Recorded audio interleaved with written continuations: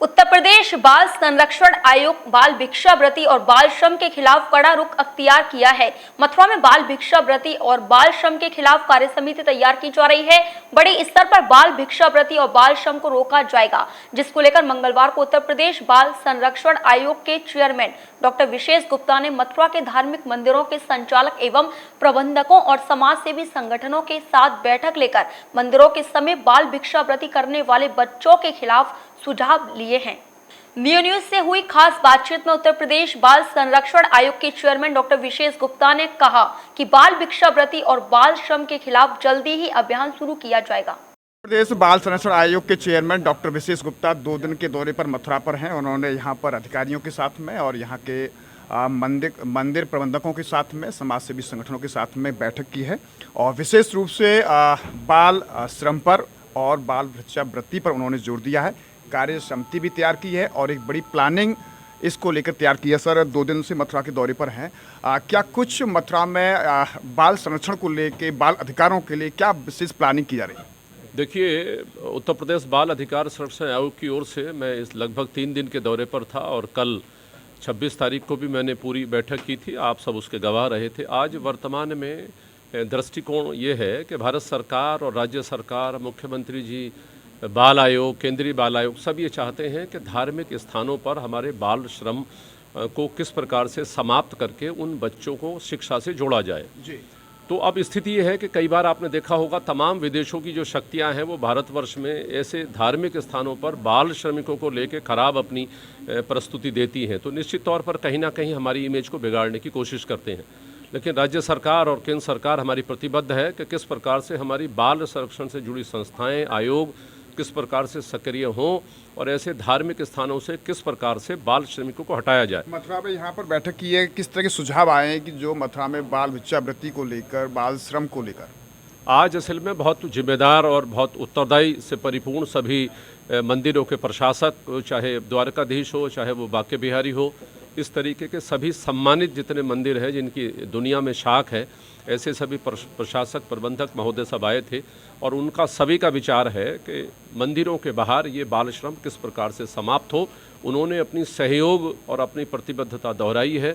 इसीलिए आज एक योजना यहाँ, उस योजना की शुरुआत हुई है, क्योंकि उस योजना के लिए हमारे सम्मानित यहाँ CDO साहब भी हैं, DPO साहब भी हैं, बाल कल्याण से जुड़े तमाम संस्थाएं भी हैं, समाज कल्याण भी है, श्रम विभाग भी है, शिक्षा विभाग भी है।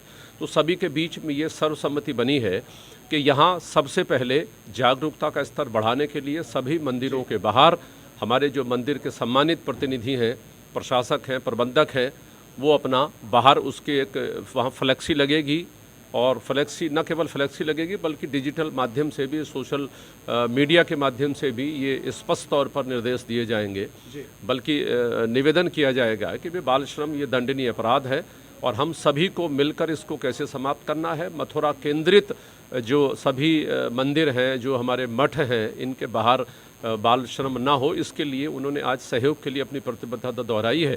और यहाँ प्रशासनिक स्तर पर एक कार्य समिति कह लीजिए उसको, ये टास्क फोर्स पहले से बनी है, उसको और उदार बनाकर यहाँ उसका ढांचा एक विकसित करने की बात हुई है और चिन्हीकरण की खास तौर पर बात हुई है, ताकि मंदिरों के आसपास ये देखा जाए कि कौन से माँ बाप हैं, क्या वाकई माँ बाप बाल श्रम कराते हैं, कहीं ऐसा तो नहीं बाहर से कुछ ठेकेदार ऐसे आ गए हों जो हमारे बच्चों का शोषण करते हुए उनको बाल श्रम, बाल भिक्षावृत्ति में उन्होंने लगा रखा हो। तो कुल मिला के हमारा तात्पर्य ये है कि बाल श्रम हमारी बुराई भी है और हमारा दबाव भी है। बुराई होने के नाते बच्चे का बचपन समाप्त ना हो, इस कारण से हमारे धार्मिक स्थानों के बाहर बच्चे लालच और स्वार्थ में केवल कुछ पैसे लेकर अपने जीवन को बर्बाद न करें। और माँ बाप से भी ये गुजारिश रहेगी कि वो सीधे तौर पर इन बच्चों का पालन पोषण घर में करें, बाहर अगर निकालेंगे तो निश्चित तौर पर कहीं ना कहीं अगर दंडनीय अपराध है तो कहीं ना कहीं इसकी आंच उनके ऊपर भी आएगी।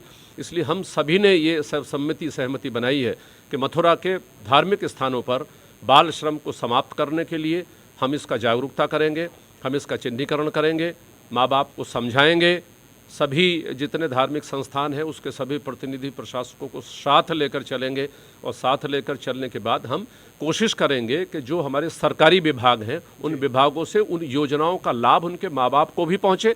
बच्चे हैं तो शिक्षा की तरफ जाएं, बच्चे हैं तो पोषण की तरफ जाएं, माँ बाप की गरीबी अगर है और हमारे पास योजना समाज कल्याण में है या शिक्षा विभाग में है या श्रम विभाग में है तो उसको लाभान्वित किया जाए। सवाल ये भी है कि पहले भी मीटिंगें हुई हैं, मीटिंगों का दौर चलता है, टास्क फोर्स भी गठित है, लेकिन इम्प्लीमेंटेशन सही मायने में अभी भी नहीं है।